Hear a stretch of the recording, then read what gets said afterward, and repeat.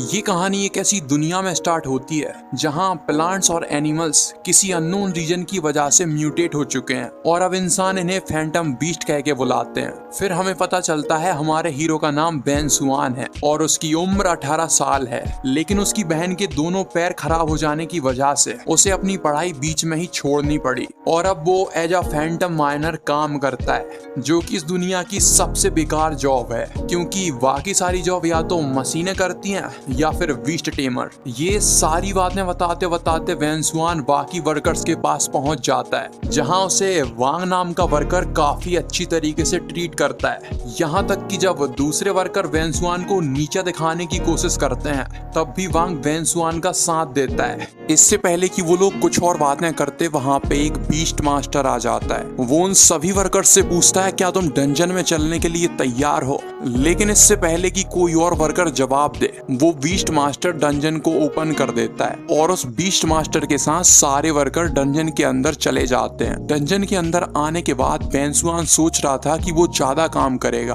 ताकि दूसरे वर्कर्स उसका मजाक ना उड़ाएं। सारे के सारे वर्कर्स दो दो वर्कर्स की टीम बना लेते हैं, लेकिन कोई भी बेन सुआन को अपने साथ लेने के लिए तैयार नहीं था और अब तो वो अंकल वांग का भी मजाक उड़ाने लगे थे, जिसकी वजह से बेन सुआन उन सभी पे भड़क जाता है। लेकिन अंकल वांग उसे रोकते हैं और कहते हैं तुम मेरे साथ काम करने चलो। जिसके बाद बेन सुआन और अंकल वांग दोनों मिलके काम करने लगते हैं। काफी घंटे बीत जाने के बाद हमारा हीरो बहुत ज्यादा थक गया था, लेकिन वो अपने काम को बंद करने के लिए तैयार नहीं था क्योंकि उसके दिमाग में उन वर्कर्स की घटिया बातें चल रही थी। वो नहीं चाहता बाकी वर्कर्स फिर से उसका मजाक उड़ाएं। लेकिन तभी किसी के चिल्लाने की आवाज आती है। अंकल वांग और बेन सुआन के पसीने छूट जाते हैं। वो दोनों घबराते घबराते दूसरे वर्कर्स के पास जाते हैं तो उन्हें पता चलता है बीस्ट मास्टर ने एक वर्कर को मार दिया है और उसका बीस्ट उस वर्कर की डेड बॉडी खा रहा था। लेकिन ये सब देख के उस बीस्ट मास्टर को कोई फर्क नहीं पड़ रहा था। अपने सामने अपने साथी की डेड बॉडी देख के बेन सुआन और वांग बिल्कुल हैरान हो जाते हैं। तभी दूसरे वर्कर्स बीस्ट मास्टर पे गुस्सा होने लगते हैं और उससे कहते हैं अपने बीस्ट को ठिकाने लगा दो, तुम्हारा बीस्ट पागल हो चुका है और जल्दी से एक एम्बुलेंस को बुला। लेकिन वो बीस्ट मास्टर मुस्कुराने लगता है और काफी क्रिपी स्माइल के साथ कहता है कि तुम सभी भी यहीं मरने वाले हो। इतना कहने के बाद वो अपने बीस्ट को ऑर्डर देता है कि सारे वर्कर्स को मार दो। उसका बीस्ट एक एक करके सारे वर्कर्स पे अटैक करने लगता है। बचे कुछ वर्कर्स यहाँ वहाँ चिल्ला के घबराए हुए भाग रहे थे, लेकिन बेन सुआन को याद आता है काफी सारे बीस्ट ऐसे होते हैं जिन्हें इवॉल्व होने के लिए मटेरियल की नहीं बल्कि ह्यूमन इमोशन की जरूरत होती है, जैसे गुस्सा, नफरत और डिस्पेयर। बेन सुआन तुरंत सिचुएशन को समझ जाता है और बाकी वर्कर्स से कहता है कि रुक जाओ, डरो मत, ये बीस्ट हमारे निगेटिव इमोशंस को खा रहा है और अगर आप लोग ऐसे ही घबराते रहोगे तो ये आपके इमोशन से इवॉल्व हो जाएगा। अगर हम सभी साथ में मिलकर काम करेंगे तो हम इसे हरा सकते हैं। लेकिन बाकी वर्कर्स बहुत ज्यादा डरे हुए थे। बीस्ट मास्टर ताली बजाते हुए बेन सुआन की तारीफ करता है और कहता है कि मुझे लगा नहीं था तुम्हारे जैसी कमजोर बॉडी वाले के पास इतना अच्छा दिमाग होगा। फिर वो सभी वर्कर्स को बताता है कि इस लड़के ने बिल्कुल सही कहा, मैं अपने बीस्ट को इवॉल्व करना चाहता हूँ। अगर तुम अपनी जान बचाना चाहते हो तो अपने पास खड़े हुए इंसान को मार दो या फिर उस लड़के की बात मान के सारे लड़ने के लिए आ जाओ और फिर मैं तुम सभी को मार डालूंगा। बीस्ट मास्टर की बात सुन के माहौल बहुत टेंस हो जाता है, लेकिन बेन सुआन को ये बात अच्छे से पता थी ये बीस्ट मास्टर अकेला इन सभी को नहीं हरा सकता। तभी बेन सुआन का ध्यान बीस्ट मास्टर के ऊपर जाता है। उसके शोल्डर के नीचे एक टैटू बना हुआ था जो कि एक क्रिमिनल ऑर्गेनाइजेशन का टैटू है जिसे शैडो हंटर कहा जाता है। तभी बीस्ट मास्टर उल्टी गिनती गिनना चालू करता है। दूसरी तरफ बेन सुआन सारे वर्कर्स को समझाने में लगा हुआ था, लेकिन अनफॉर्चुनेटली उसकी छाती के अंदर कोई सोवल घुसा देता है जिसकी वजह से बेन सुआन के मुंह से खून निकलने लगता है। बेन सुआन पीछे मुड़ के देखता है कि ये किसकी हरकत है तो वो ये देख के बिल्कुल हैरान हो जाता है कि उसकी छाती में सोवल अंकल वांग ने घुसाया था। वो अंकल वांग से पूछता है कि तुमने आखिर ऐसा क्यों किया? जिसकी रिप्लाई में अंकल वांग उसे बताते हैं कि मेरी एक फैमिली है और मेरे छोटे छोटे बच्चे घर पे इंतजार कर रहे हैं। मैं यहाँ पे मरना नहीं चाहता। अगर मैं इस नाइटमेयर वुल्फ के साथ फाइट करूंगा तो मैं पक्का मारा जाऊंगा। इससे अच्छा है कि तुम मर जाओ। वैसे भी तुम्हारे पास कोई फैमिली नहीं है। अब ये बातें सुन के वैन सुआन को बहुत ज्यादा गुस्सा आ जाता है और वो अंकल वांग को मारने के लिए तैयार हो जाता है। लेकिन इससे पहले कि वो कुछ और करे, दूसरा वर्कर उसके चेहरे पे सोवल दे मारता है, जिसकी वजह से वैन सुआन खून की उल्टी करता हुआ नीचे गिर जाता है और सारे वर्कर्स मिलके उसे मार डालते हैं। जिसके बाद वो सारे के सारे एक दूसरे के साथ फाइट करने लगते हैं, जिसकी वजह से उनके अंदर से नेगेटिव इमोशन बाहर आते हैं जिन्हें नाइटमेयर वुल्फ एब्जॉर्ब कर रहा था। अपने आसपास खड़े वर्कर्स को मारने के बाद कुछ ही वर्कर्स जिंदा बचे थे। एक वर्कर अंकल वांग से पूछता है कि हम अब इन डेड बॉडीज का क्या करें। वांग वैन सुआन की लाश की तरफ देखता है और उसे पानी में फेंक देता है और अपने साथियों से कहता है यहाँ पे एक्सीडेंट हो गया जिसके अंदर काफी सारे वर्कर्स मारे गए, चलो चल के इसे रिपोर्ट कर देते हैं। लेकिन सरप्राइजिंगली वैन सुआन मरा नहीं था। वो पानी के अंदर गिरने के बाद सोच रहा था कि वो आज यहीं पे मर जाएगा, लेकिन अगर वो यहाँ मर गया तो उसकी बहन साओयान का क्या होगा। उसे याद आता है उसने अपनी बहन से कहा था वो जल्दी घर पे आ जाएगा, जिसकी वजह से उसे अंकल वांग और उस बीस्ट मास्टर पे बहुत ज्यादा गुस्सा आ रहा था। वो अपने मन के अंदर एक ही बात दोहराया जा रहा था कि चाहे कुछ भी हो जाए मैं इनसे रिवेंज लेके रहूंगा।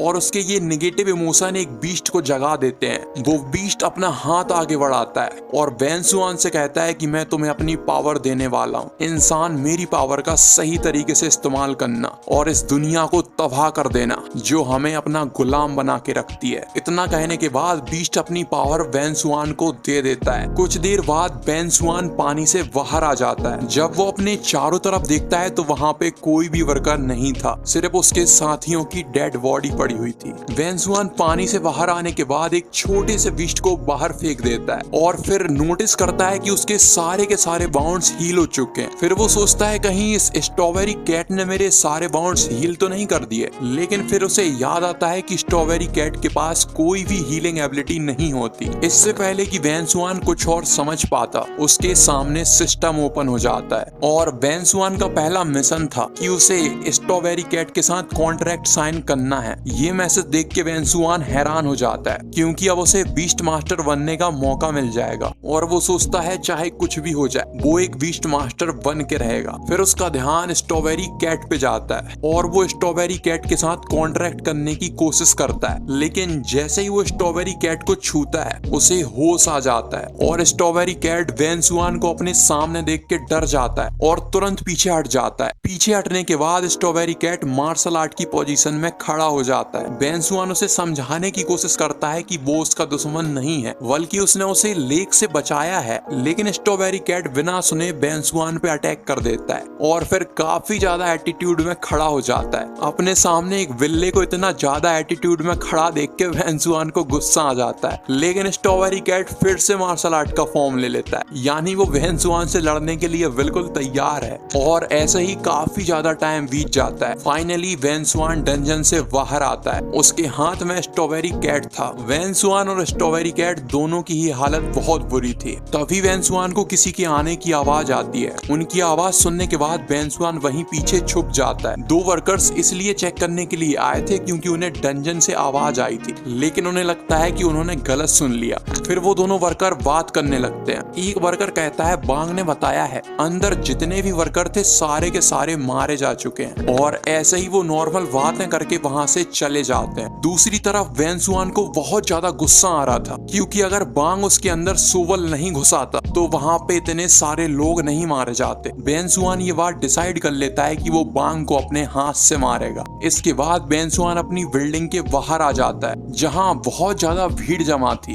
भीड़ में खड़ी हुई एक लेडी वैन सुआन को देख के पहचान जाती है और उससे कहती है तुम अभी तक कहाँ थे, तुम्हारे पूरे घर में आग लगी हुई है। जो सुन के वैन सुआन हैरान हो जाता है। फिर वो लेडी वैन सुआन को बताती है कि उसने पुलिस को फोन कर दिया है और फायर ब्रिगेड भी जल्दी ही आने वाले होंगे। लेकिन उसके बाद वो लेडी कहती है कि तुम्हारी बहन कहाँ है? मैंने सुना था वो तुम्हारे साथ बाहर गई है। और ये सुन के बेंसुआन की पूरी दुनिया हिल जाती है। वो अपनी बहन का नाम चिल्लाते चिल्लाते घर के अंदर जाने लगता है। उसके घर के अंदर बहुत तेज आग लगी हुई थी, चारों तरफ धुआं ही धुआं हो गया था। बेंसुआन जोर जोर से दरवाजा पीटता है और अपनी बहन को बुलाता है। उसकी बहन खांसते खांसते जवाब देती है। अपनी बहन की आवाज सुनने के बाद बेंसुआन चाबी से दरवाजा ओपन करने की कोशिश करता है, लेकिन दरवाजा बहुत ज्यादा गर्म होने की वजह से उसके हाथ जल जाते हैं। काफी कोशिश करने के बाद भी दरवाजा ओपन नहीं हो रहा था, जिसके बाद बेंसुआन अपने अंदर बची कुची सारी ताकत दरवाजा ओपन करने में लगा देता है। लेकिन दरवाजा खुलने की जगह उसका हैंडल ही टूट जाता है, जिसके बाद बेंसुआन घबराया हुआ जोर जोर से गेट पे लात मारने लगता है। बेंसुआन की बहन उसे वहां से जाने के लिए कहती है, लेकिन बेंसुआन वहां से जाने की जगह जोर जोर से रोने लगता है और चिल्ला चिल्ला के मदद मांग रहा था, लेकिन उसकी मदद करने के लिए कोई भी नहीं आता।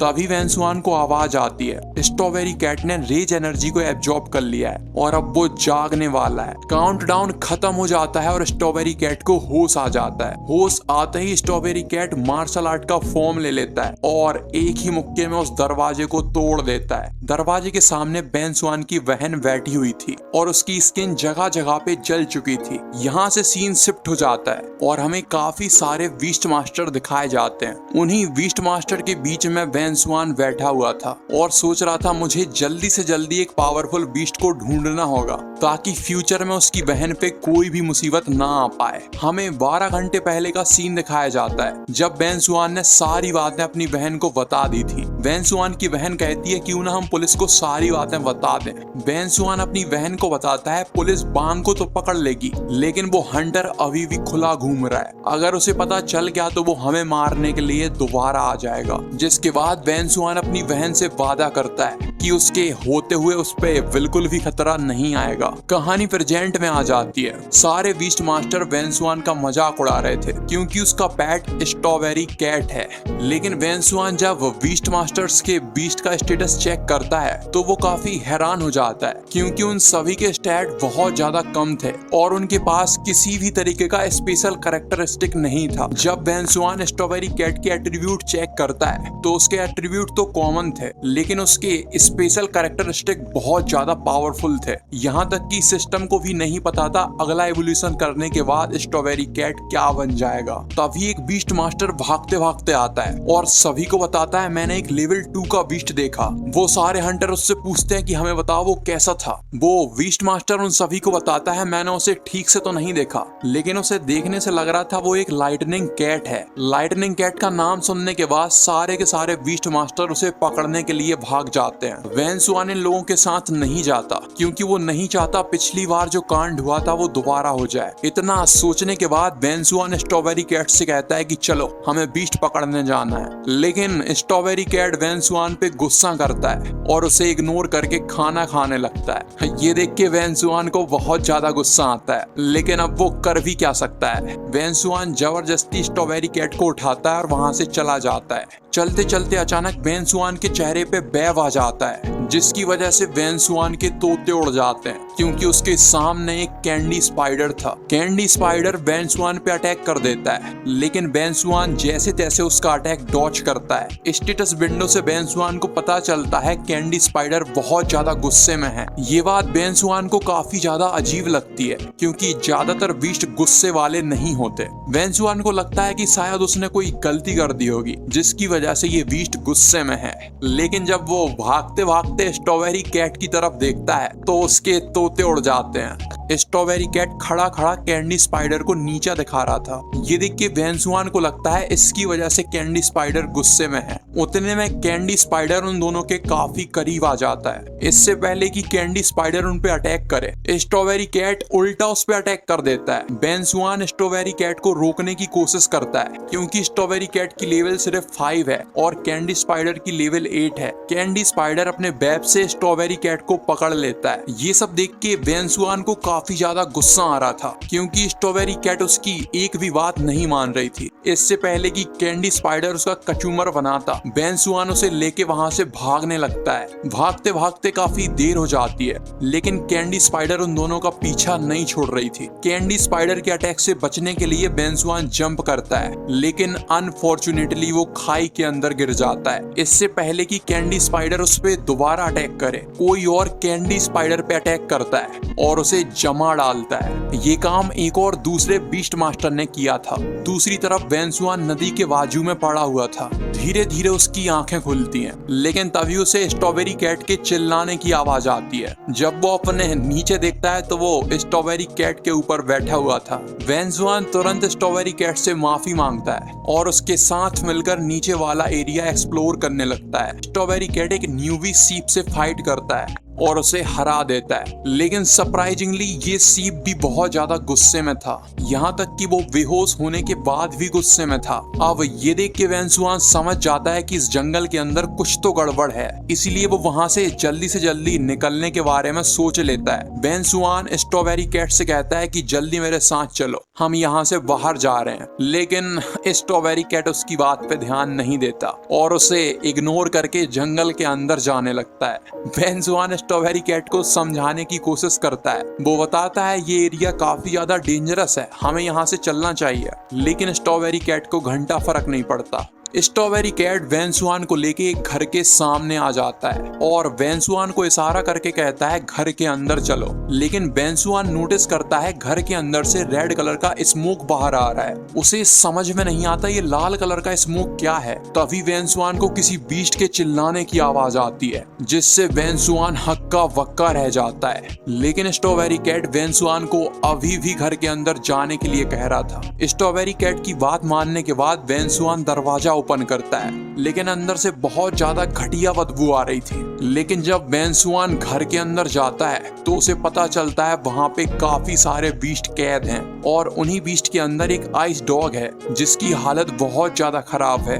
वेन्सुआन स्ट्रॉबेरी कैट से पूछता है क्या तुम ये लॉक तोड़ सकते हो। स्ट्रॉबेरी कैट थम्स अप दिखाने के बाद एक ही पंच में लॉक को तोड़ देता है। वेन्सुआन आइस डॉग को केज से बाहर तो निकाल लेता है, लेकिन उसकी हालत इतनी ज्यादा खराब थी कि वो बेचारा हिल भी नहीं पा रहा था। स्टेटस विंडो देखने पे वेन्सुआन को पता चलता है कि ये डॉग बहुत ज्यादा इंजर्ड है और इसको पॉइजन दिया गया है। वेन्सुआन के पास एक बेसिक हीलिंग पोशन था, वो उसे निकाल के आइस डॉग को दे देता है और अपने पीछे देख के सोचता है कि इन बीस्ट की हालत काफी ज्यादा खराब है। वेन्सुआन को याद आता है कि इस तरीके का घटिया काम सिर्फ शैडो हंटर्स ही कर सकते हैं। तभी आइस डॉग वेन्सुआन का पांव पकड़ता है और उसे कहीं ले जाने की कोशिश करता है। वेन्सुआन आइस डॉग को फॉलो करता है और वो उसे एक अंडरग्राउंड वेस की तरफ लेके आता है। जब वेन्सुआन अंडरग्राउंड वेस का दरवाजा खोलता है तो वहां से और भी ज्यादा घटिया बदबू आ रही थी। स्ट्रॉबेरी कैट और वेन्सुआन धीरे धीरे बेसमेंट के अंदर जाते हैं। इससे पहले कि वो लोग कुछ और एक्सप्लोर करते,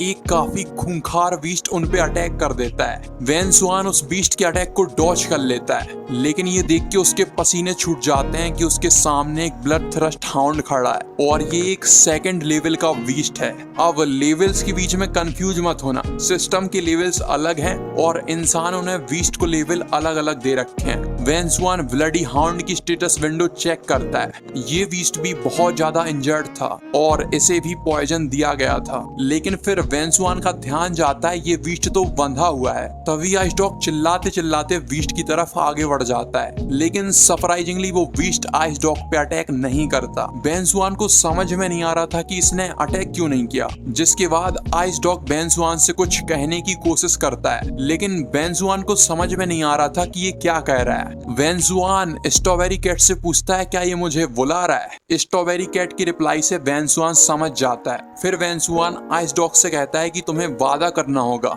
कि वो बीस्ट मुझ पर अटैक नहीं करेगा। वेन्सुआन की बात सुनने के बाद आइस डॉग सारी बातें ब्लड हाउंड को बता देता है, जिसके बाद वेन्सुआन धीरे धीरे ब्लड हाउंड की तरफ आगे बढ़ने लगता है। तभी उसका ध्यान जाता है एक एक्सपेरिमेंट लॉग पर। एक्सपेरिमेंट लॉग से उसे पता चलता है ये दोनों बीस्ट मदर एंड सन हैं। जिसने भी ये एक्सपेरिमेंट किया है उसने इसे बहुत बुरी तरीके से मारा है और दूसरे बीस्ट की लाशें जबरदस्ती खिलाई हैं, जिसकी वजह से ये बीस्ट 20 दिन बाद फाइनली इवॉल्व हो गया और एक ब्लड हाउंड में बदल गया। ये सब देख के वेन्सुआन को बहुत ज्यादा गुस्सा आ जाता है, लेकिन अब वो कर भी क्या सकता है। जिसके बाद वो स्ट्रॉबेरी कैट से कहता है कि तुम इसकी चेन तोड़ दो, मैं इसके गले से कॉलर को अलग करता हूँ। वेंसुआन की बात सुनने के बाद स्ट्रॉबेरी कैट चेन को तोड़ देता है। ये देख के वेंसुआन हैरान हो जाता है कि स्ट्रॉबेरी कैट उसकी हर बात मान रहा है। फिर वो ब्लड हाउंड का कॉलर खोलने लगता है, लेकिन वो कॉलर बहुत ज्यादा टाइट था। वेंसुआन को अपनी सारी ताकत लगानी पड़ती है, तब जाके वो कॉलर जैसे तैसे खुलता है। वेंसुआन बताता है वो एज अ लेबर काम करता है, इसीलिए उसके अंदर थोड़ी ज्यादा पावर है। अगर उसकी जगह कोई नॉर्मल इंसान होता तो वो इसे कभी नहीं खोल पाता। तभी अचानक ब्लड हाउंड वेंसुआन के पास आ जाता है, जो देख के वेंसुआन काफी ज्यादा घबरा जाता है, लेकिन ब्लड हाउंड वेंसुआन को कुछ नहीं करता। तभी वेंसुआन को किसी इंसान की आवाज आती है, जिसकी वजह से वो स्ट्रॉबेरी कैट के साथ दरवाजे के पीछे छुप जाता है और ब्लड हाउंड से कहता है कि तुम अपनी चेन अपने गले के आसपास लपेट लो ताकि उसे हमारे ऊपर शक ना हो। थोड़ी देर बाद वहाँ पे दो इंसान आते हैं, जिनमें से एक की हालत काफी ज्यादा खराब थी। वो घायल इंसान अपनी जिंदगी की भीख मांग रहा था। वेंसुआन उसे देख के तुरंत पहचान जाता है, क्योंकि ये उन बीस्ट मास्टर में से एक है जो एंट्रेंस पे खड़े हुए थे। फिर हमें दिखाया जाता है ये लैब किसी और की नहीं बल्कि उसी पीले बालों वाले बीस्ट मास्टर की है, जिसने शुरू में सभी को बताया था उसने लाइटनिंग कैट को देखा है। फिर वो बीस्ट मास्टर रिवील करता है कि इस फॉरेस्ट के अंदर उसने एक लाल कलर का धुआं छोड़ दिया है, जिसकी वजह से जितने भी बीस्ट हैं वो काफी ज्यादा गुस्से में हैं, यहाँ तक कि वो एक दूसरे को भी जान से मार डालेंगे। वो बीस्ट मास्टर जिंदा बचने की आखिरी कोशिश करता है और कहता है कि अगर वो यहाँ से जिंदा वापस नहीं गया तो पुलिस यहाँ पे आ जाएगी, लेकिन वो बीस्ट मास्टर उसे जान से मार डालता है और बताता है ऐसे सीक्रेट डंजन के अंदर किसी की मौत होना एकदम कॉमन है। ये सब देख के वेंसुआन को काफी ज्यादा गुस्सा आ रहा होता है, लेकिन अभी उसके पास इतनी ज्यादा पावर नहीं है कि वो कुछ भी कर सके। इसीलिए वेंसुआन ब्लड हाउंड से कहता है कि तुम एक्टिंग करते रहो, मैं रीइंफोर्समेंट लेके जल्दी से जल्दी वापस आता हूँ। जिसके बाद वो दूसरा बीस्ट मास्टर ब्लड हाउंड से बातें करने लगता है और इसी मौके का फायदा उठा के वेंसुआन बाहर जाने की कोशिश करता है, लेकिन वो ये देख के हैरान हो जाता है कि दरवाजे पे काफी मोटी बर्फ जमी हुई थी। फिर उसका ध्यान जाता है कि एक बीस्ट एंट्रेंस को गार्ड कर रहा है और ये बीस्ट सेकंड लेवल का बीस्ट है। तभी अचानक वेंसुआन के पीछे वही बीस्ट मास्टर आ जाता है और अपने बीस्ट को ऑर्डर देता है कि इन दोनों के पैर जमा दो, जो सुनने के बाद उसका बीस्ट बिल्कुल वैसा ही करता है और वेंसुआन के दोनों पैर जमा देता है। वेंसुआन के दोनों पैर जमने के बाद वो बीस्ट मास्टर वेंसुआन पे अटैक कर देता है। वेंसुआन को लगता है कि अब वो मरने वाला है, लेकिन तभी ब्लड हाउंड उस तीर के टुकड़े टुकड़े कर देता है और वेंसुआन को बचाने के लिए खड़ा हो जाता है। ये देख के उस बीस्ट मास्टर के होश उड़ जाते हैं। उसे ये बात समझ में नहीं आ रही थी कि ये छूट कैसे गया। फिर उसका ध्यान जाता है कि बीस्ट की कॉलर निकली हुई है, जो देख के वो वेंसुआन पे भड़क जाता है और उससे कहता है कि क्या तुम मरना चाहते हो, तुमने इस बीस्ट को आजाद क्यों कर दिया। लेकिन वेंसुआन कहता है कि देखते हैं कि कौन मरता है। जिसके बाद बीस्ट मास्टर अपने बीस्ट को ऑर्डर देता है कि ब्लड हाउंड पे अटैक करो, लेकिन ब्लड हाउंड उसे अपने मुंह से कुचल देता है। अब बाजी पूरी तरीके से पलट चुकी है और वो बीस्ट मास्टर वहां से भागने लगता है। आज डेमोनिक फ्लावर के घायल हो जाने की वजह से बर्फ भी पिघल जाती है और वेंसुआन के दोनों पैर फ्री हो जाते हैं। तभी वो बीस्ट मास्टर वहां कैद 3 और बीस्ट को आजाद कर देता है और उन्हें ऑर्डर देता है कि अपने सामने खड़े बीस्ट को मार डालो। लेकिन ब्लड हाउंड की पावर देख के वो बीस्ट काफी ज्यादा घबरा जाते हैं। अब बीस्ट मास्टर के पास कोई और उपाय नहीं बचता, इसलिए वो उन बचे कुचे बीस्ट को डराता है कि अगर तुमने उस पर अटैक नहीं किया तो मैं तुम्हें जान से मार डालूंगा। जो सुनने के बाद वो बीस्ट बिना डरे ब्लड हाउंड पे अटैक कर देते हैं और इसी मौके का फायदा उठा के वो बीस्ट मास्टर वहां से भागने लगता है। तभी वेंसुआन, स्ट्रॉबेरी कैट और आइस डॉग वहां पे आ जाते हैं। स्ट्रॉबेरी कैट जल्दी से जाके उस बीस्ट मास्टर को मुक्का मारता है, जिसकी वजह से उसकी हालत खराब हो जाती है और स्ट्रॉबेरी कैट फिर से एटीट्यूड में खड़ा हो जाता है। लेकिन वो बीस्ट मास्टर चालाकी से एक बटन दबा देता है। वेंसुआन उसे रोकने की कोशिश करता है, लेकिन अब काफी देर हो चुकी थी। बेसमेंट के अंदर चारों तरफ रेड कलर का धुआं फैल चुका था, जिसकी वजह से सारे के सारे बीस्ट रेज मोड के अंदर जाने लगे थे। बेन सुआन उस बीस्ट मास्टर से कहता है कि तुमने ये क्या कर दिया, तुम क्या यहाँ पे मरना चाहते हो? लेकिन वो बीस्ट मास्टर हंसते हुए कहता है, तुम्हें क्या लगता है मैं तुम्हारी तरह बेवकूफ हूँ? इतना कहते ही वो एक सीक्रेट बेसमेंट के अंदर लॉक हो जाता है। बीस्ट मास्टर बेन सुआन से कहता है, यहाँ पे मैं नहीं बल्कि सिर्फ तुम मरने वाले हो। वहीं दूसरी तरफ ब्लड हाउंड बाकी सारे बीस्ट को हरा देता है, जो देख के बेन सुआन वहां से भागने लगता है। लेकिन अनफॉर्चुनेटली उसके दोनों पैर फ्रीज हो जाते हैं क्योंकि वो डेमोनिक आइस फ्लावर बीस्ट अभी भी जिंदा था।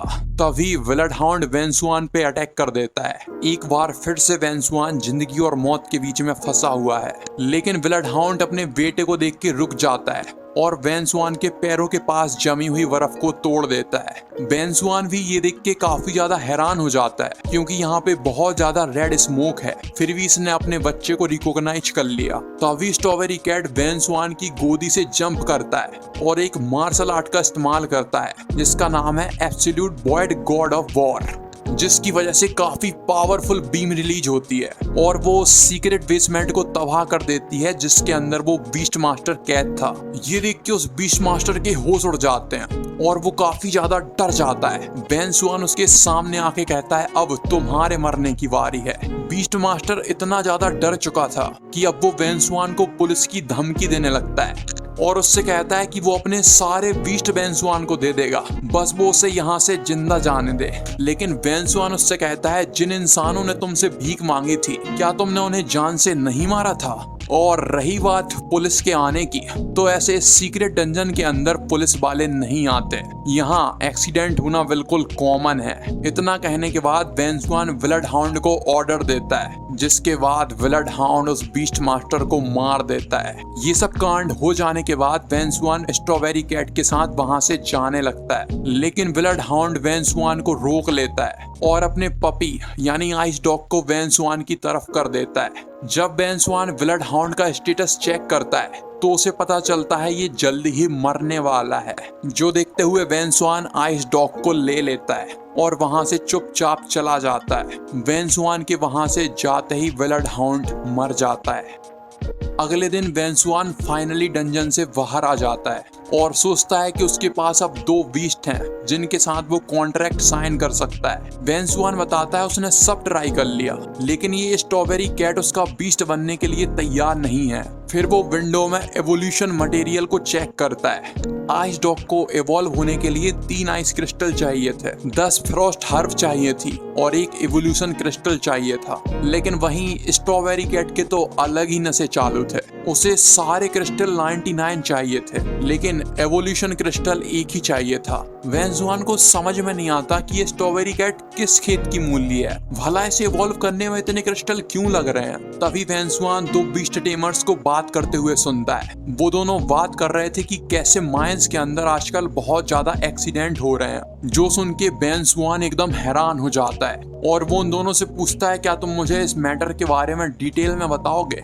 वहीं दूसरी तरफ नाइटमेयर वुल्फ सिविलियंस पे अटैक कर रहा था और वो डंजन के अंदर मौजूद सारे वर्कर्स को मार डालता है और हमें पता चलता है ये सब कुछ बांग का किया धरा है। वो अब इन क्रिमिनल्स के साथ मिल चुका है। क्रिमिनल्स की ऑर्गेनाइजेशन ज्वाइन करने की वजह से वो हंटर बांग को एक बीस्ट देता है, जो देख के बांग बहुत ज्यादा खुश हो जाता है। फिर वो हंटर बांग से कहता है कि इन सारी बॉडीज को ठिकाने लगा दो, मैं कल और लोगों को लेके आऊंगा।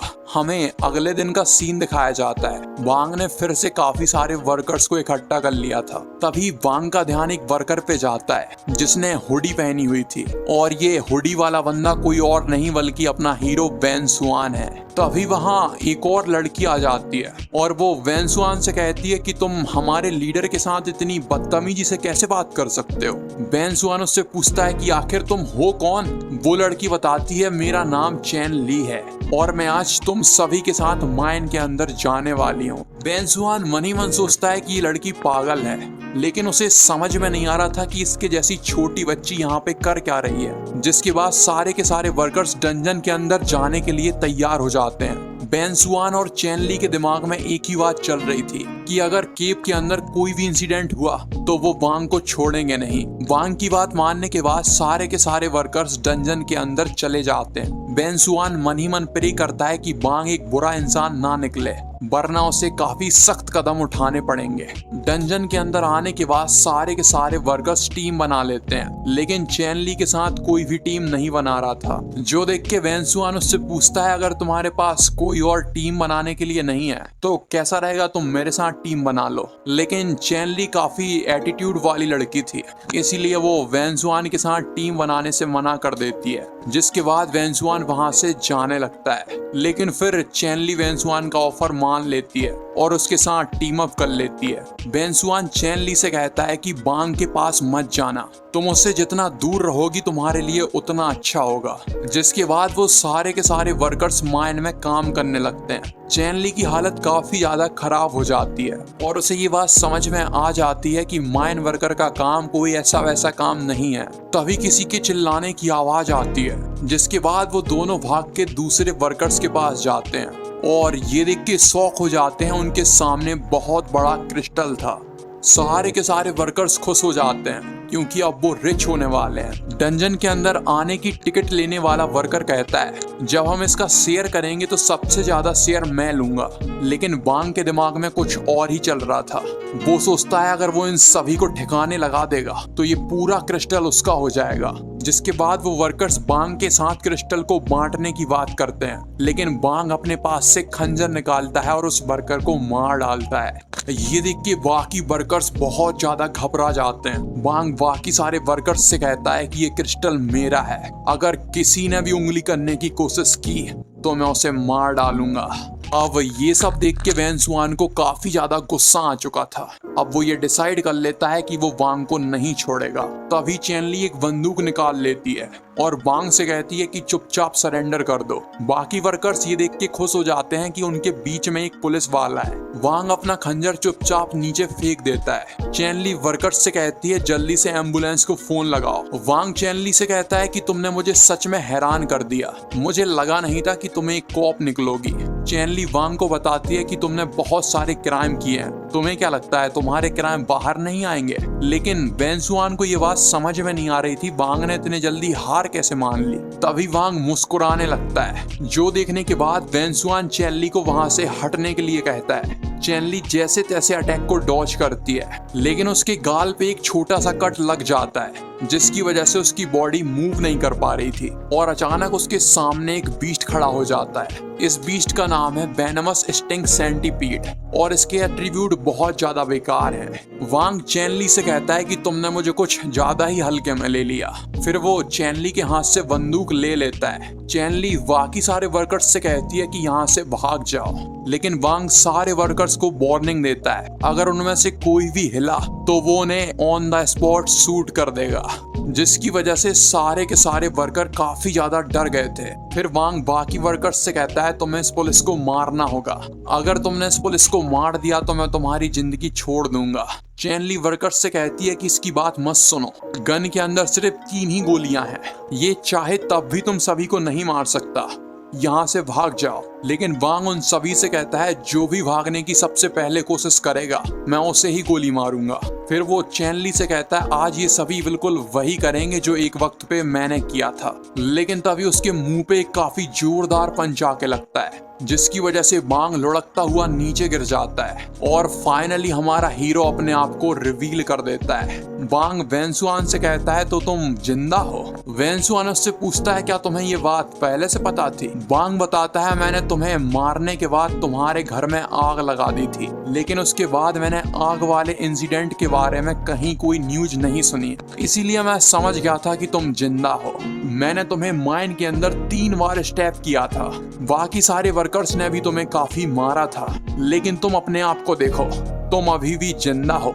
दूसरी तरफ सारे वर्कर्स डरे हुए थे क्योंकि पुलिस भी वांग के सामने टिक नहीं पाई। वांग उन वर्कर्स से कहता है कि चुपचाप उस पुलिस वाली को मार दो और मैं तुम्हें यहाँ से जिंदा जाने दूंगा। वो वर्कर्स ये बात समझ जाते हैं कि अगर वो पुलिस को मार देंगे तो वो भी क्रिमिनल बन जाएंगे। अब उन बेचारे वर्कर्स के पास कोई और चॉइस नहीं बचती क्योंकि वांग के पास बंदूक होने के साथ साथ एक फैंटम बीस्ट भी था। वो सभी के सभी अपने औजार उठा लेते हैं। बेंसुआन ये देख के हैरान हो जाता है कि सारे वर्कर्स उसके सामने आके खड़े हो गए हैं और वो वांग से कहते हैं कि चाहे कुछ भी हो जाए वो इन बच्चों को नुकसान नहीं पहुंचाएंगे। वांग उन सभी से कहता है अगर तुम मरना चाहते हो तो मरो लेकिन मुझे विले मत करना। इससे पहले कि वांग गोली चलाता आइस डॉग वांग के हाथ पे अटैक कर देता है जिससे उसका हाथ जम जाता है। सारे वर्कर्स ये देख के शॉक हो जाते हैं कि हमारे हीरो के पास एक फैंटम बीस्ट है। अब सभी वर्कर्स को लगता है कि वो फाइनली बच जाएंगे। वांग को लगता है कि उसका फैंटम बीस्ट बहुत ज्यादा पावरफुल है, इसीलिए वो उससे कहता है कि जाओ जाके इसे मार डालो। वांग का फैंटम बीस्ट चारों तरफ पॉइजन फैलाने की कोशिश करता है लेकिन आइस डॉग अपनी एबिलिटी का इस्तेमाल करता है और सारे पॉइजन को जमा देता है। वांग का फैंटम बीस्ट जैसे तैसे आइस डॉग के अटैक को डॉच करता है और अंडरग्राउंड चला जाता है। ये देख के वांग जोर जोर से हंसने लगता है और वेंसुआन से कहता है जल्दी से घुटने पे आ जाओ और मुझसे अपनी जान की भीख मांगो। लेकिन वेंसुआन जांग से कहता है चाहे तुम कितनी भी कोशिश कर लो लेकिन आज मैं तुम्हें जान से मार के रहूंगा। जिसके बाद वांग का बीस्ट अंडरग्राउंड से बाहर आता है और वेंसुआन पे अटैक कर देता है। तभी अचानक स्ट्रॉबेरी कैट उसे जबरदस्त लात मारता है जिसकी वजह से वो फैंटम बीस्ट दीवार से जाके टकराता है और एक ही अटैक में उसके तोते उड़ जाते हैं। ये देख के वांग पूरी तरीके से शॉक हो जाता है कि एक स्ट्रॉबेरी कैट ने इतने बड़े बीस्ट को हरा दिया। अब वेंसुआन वांग से कहता है चाहे तुम कुछ भी कर लो आज तुम यहाँ से जिंदा बच के नहीं जाने वाले। और वेंसुआन के दोनों बीस्ट काफी एटीट्यूड में खड़े हो जाते हैं। इससे पहले कि वेंसुआन जांग को मारता चैनली वेंसुआन को रोक देती है और उससे कहती है कि अगर तुमने इसे मार दिया तो तुम्हें भी पनिशमेंट मिलेगी। वेंसुआन चैनली की बात मान लेता है। इससे पहले कि वो लोग केव से बाहर जाते हैं पूरी केव हिलने लगती है। वेंसुआन बताता है दीवालों को कुछ ज्यादा ही डैमेज हो चुका है और अब ये दीवारें कोलैप्स हो रही हैं। सारे वर्कर्स डंजन से बाहर भागने लगते हैं लेकिन चैनली नहीं भाग पा रही थी क्योंकि उसकी बॉडी के अंदर अभी भी पॉइजन है। चैनली के ऊपर एक काफी बड़ा बोल्डर गिरने वाला था लेकिन वेंसुआन उसे बचा लेता है और अपने फैंटम बीस्ट को ऑर्डर देता है कि चैनली को लेके बाहर चले जाओ। जिसके बाद फैंटम बीस्ट चैनली को लेके बाहर चले जाते हैं। तभी एक काफी बड़ा बोल्डर नीचे गिरता है और एंट्रेंस ब्लॉक हो जाता है। चैनली वेंसुआन से पूछती है कि क्या तुम ठीक हो। वेंसुआन उसे बताता है वो बिल्कुल ठीक है, तुम यहाँ से बाहर चली जाओ, मैं यहाँ से बाहर निकलने का कोई और रास्ता ढूंढ लूंगा। ये देख के वांग काफी ज्यादा खुश हो जाता है कि अब वो अकेला नहीं मरने वाला, उसके साथ वेंसुआन भी मरेगा। लेकिन वेंसुआन उसे बताता है चिंता मत करो, मैं तुम्हें जान से मार दूंगा। मैंने तुम्हें पहले इसीलिए नहीं मारा क्योंकि वहाँ पे काफी लोग थे। तुम्हें क्या लगता है मैं यहाँ पे क्यों रुका हूँ? मैं यहाँ पे तुम्हें मारने के लिए रुका हूँ। इतना कहने के बाद वेंसुआन अपने पास से गन निकालता है और बांग से पूछता है कि तुमने ये सब क्यों किया। बांग बताता है ये सब उसे जबरदस्ती करना पड़ रहा था। अगर वो उस डंजन के अंदर दूसरे लोगों को नहीं मारता तो वो बीस्ट हंटर उसे मार डालता। बांग वेंसुआन से वादा करता है अगर वो उसे छोड़ देगा तो वो उस बीस्ट टेमर को यहाँ पे बुला लेगा और फिर तुम उससे अपना बदला ले पाओगे। लेकिन वेंसुआन उसकी बात नहीं सुनता और गन चला के काफी बड़ा बोल्डर नीचे गिरा देता है जिसके नीचे दब के वांग की जान निकल जाती है। वांग के मरने के बाद उसके अंदर से नेगेटिव एनर्जी रिलीज होती है जो एक होल के अंदर से केप के बाहर निकल जाती है। वहीं दूसरी तरफ सारे वर्कर और फैंटम बीस्ट केप को खोदने में लगे हुए थे। तभी वो नेगेटिव एनर्जी सीधा स्ट्रॉबेरी कैट के अंदर चली जाती है जिसकी वजह से स्ट्रॉबेरी कैट बेहोश हो जाता है। काफी टाइम गुजर जाता है और रात हो जाती है। वेंसुआन को एक हॉस्पिटल के अंदर होश आता है। वो देखता है उसके दोनों बीस्ट उसके पास ही सो रहे हैं। वेंसुआन मन ही मन सोचता है अगर ये दोनों बीस्ट वहां नहीं होते तो वो बांग के साथ वहीं मर जाता। तभी रूम का दरवाजा खुलता है, एक औरत अंदर आती है और वेंसुआन को बताती है वो बीस्ट टेमर एसोसिएशन की वाइस प्रेसिडेंट है। ये सुन के वेंसुआन के होश उड़ जाते हैं वेंसुआन उससे पूछता है कि तुम यहाँ पे क्या कर रही हो। वाइस लीडर बताती है कि तुम्हारे ये दोनों बीस्ट काफी ज्यादा अजीब हैं, लेकिन तुम्हारे पास बीस्ट हंटर का लाइसेंस नहीं है, इसीलिए रूल्स के हिसाब से हम तुम्हारे दोनों बीस्ट को रख लेंगे। लेकिन इससे पहले कि वेंसुआन कुछ और कहता, वाइस लीडर उसे बताती है कि अगर तुमने बीस्ट हंटर का एग्जाम निकाल लिया तो तुम अपने बीस्ट को रख सकते हो। वेंसुआन वाइस लीडर से पूछता है कि तुम उस पे इतनी कृपा क्यों कर रही हो। वाइस लीडर बताती है तुम्हारे अनकॉन्शियस हो जाने के बाद ये बीस्ट लगातार केप को खोद रहे थे। तुम्हारे बीस्ट ने सारी कोशिश करी तुम्हें बाहर निकालने की, वो भी बिना तुम्हारे ऑर्डर के। वाइल्ड बीस्ट किसी भी इंसान की बात नहीं सुनते जब तक वो उनसे कॉन्ट्रैक्ट ना कर लें, लेकिन तुम्हारे बीस्ट बिल्कुल अलग हैं। तुमने इनसे कॉन्ट्रैक्ट नहीं किया, फिर भी ये तुम्हें बचाना चाहते थे, इसीलिए मैं ये जानना चाहती हूँ तुम्हारे पास ये बीस्ट कैसे आए। वाइस लीडर की बात सुनने के बाद वेंसुआन मान जाता है और बीस्ट टेमर एसोसिएशन में रजिस्टर होने के लिए मान जाता है। यहाँ से सीन शिफ्ट हो जाता है और हमें एसोसिएशन प्रेसिडेंट को दिखाया जाता है। वाइस लीडर उन कैंडिडेट्स की लिस्ट लेके आई थी जिनके पास काफी अच्छा टैलेंट है। एसोसिएशन लीडर लिस्ट देख के कहता है, क्या ये वही लड़का है जिसके बारे में तुम बात कर रही थी? लेकिन प्रेसिडेंट लीडर कहता है, ये बात तो हमें तभी पता चलेगी जब वो बच्चा एग्जाम पास कर लेगा कि असली जीनियस कौन है। तभी एसोसिएशन लीडर को फोन आता है और उसे पता चलता है कि एक एक्सपेरिमेंट सब्जेक्ट भाग चुका है और उसे पकड़ने के लिए लीडर को तुरंत जाना पड़ता है। एग्जामिनेशन हॉल के बाहर काफी सारे लोग आए हुए थे और इन्हीं के बीच अपना लौंडा वेंसुआन खड़ा हुआ था। तभी वेंसुआन के दो पुराने दोस्त वहां पे आ जाते हैं, जिन्हें देख के वेंसुआन काफी ज्यादा खुश हो जाता है। ये दोनों भी यहाँ पे बीस्ट टेमर बनने के लिए आए थे।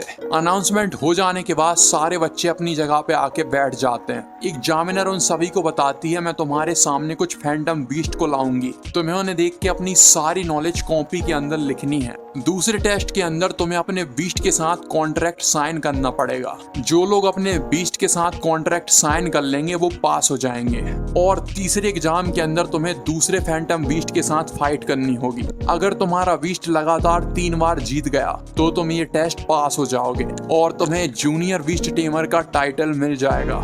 इतना बताने के बाद वो 3 बीस्ट को समन करती है और उन सभी से कहती है कि इन बीस्ट के बारे में तुम्हें जितना पता है सारा कुछ लिख दो। एग्जाम दे रहे सारे बच्चों के होश उड़ जाते हैं क्योंकि उन्हें इन बीस्ट के बारे में कुछ भी नहीं पता था। लेकिन हमारे वेंसुआन के पास तो चीट सिस्टम है, उसके पास इन बीस्ट की सारी इंफॉर्मेशन आ जाती है।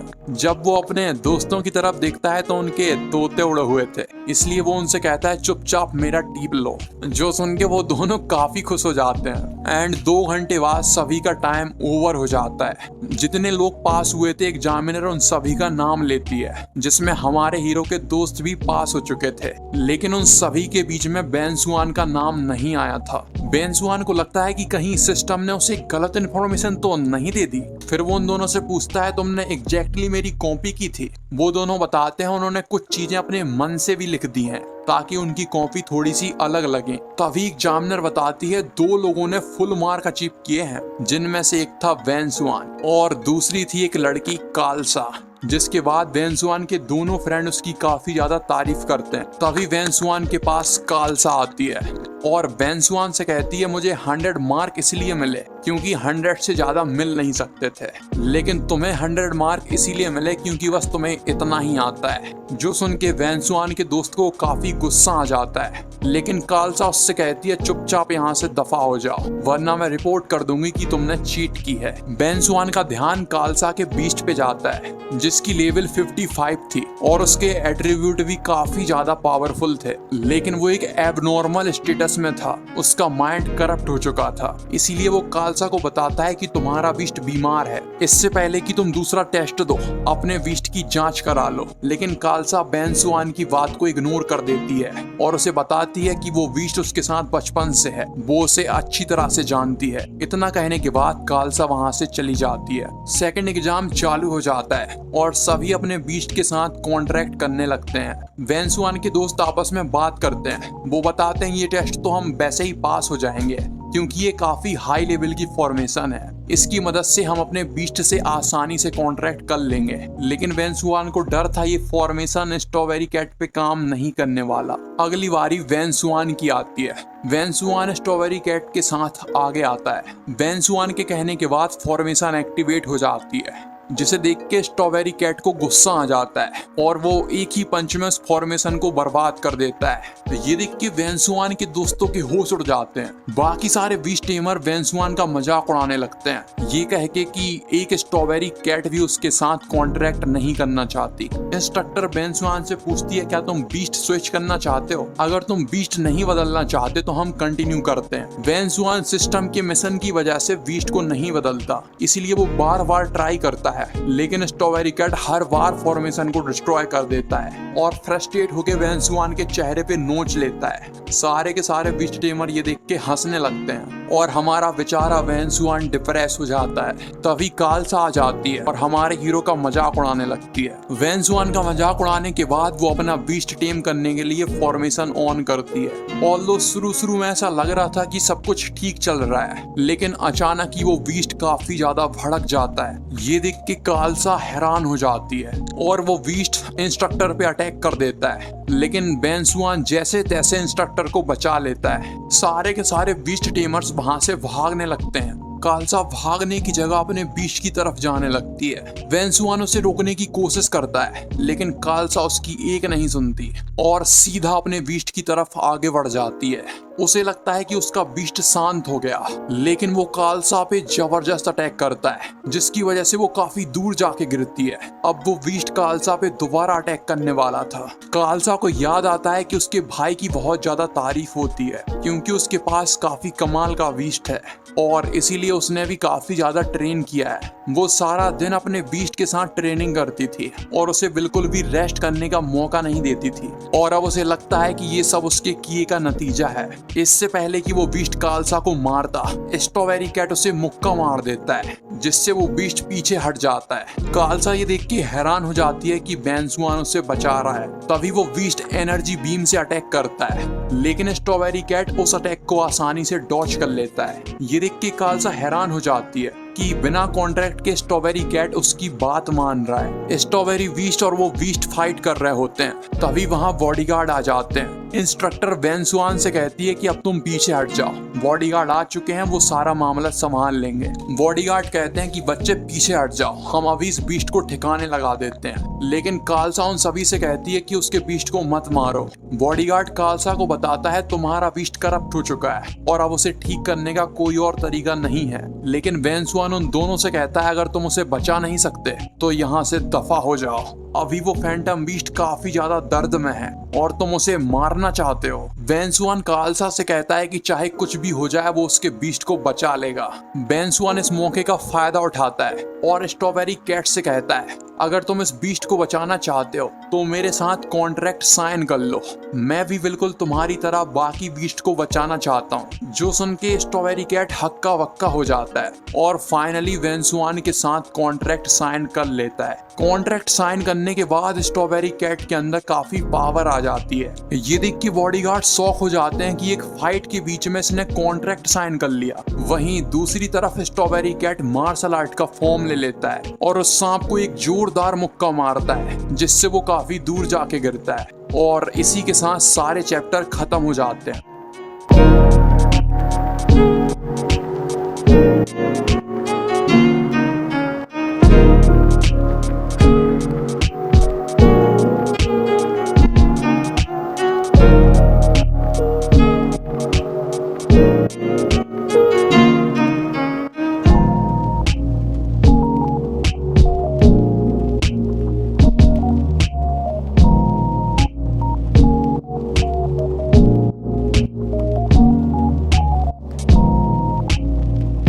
मुझे नहीं पता तुम्हें यह वीडियो कैसी लगी। अगर वॉइस ओवर के अंदर कहीं कोई कमी रह गई हो या तुम्हें लगता है कि किसी फील्ड में इम्प्रूवमेंट की ज़रूरत है तो अपने फीडबैक नीचे देना। तो अपने फीडबैक देना मत भूलना। तुम्हारे फीडबैक काफ़ी इम्पोर्टेंट हैं।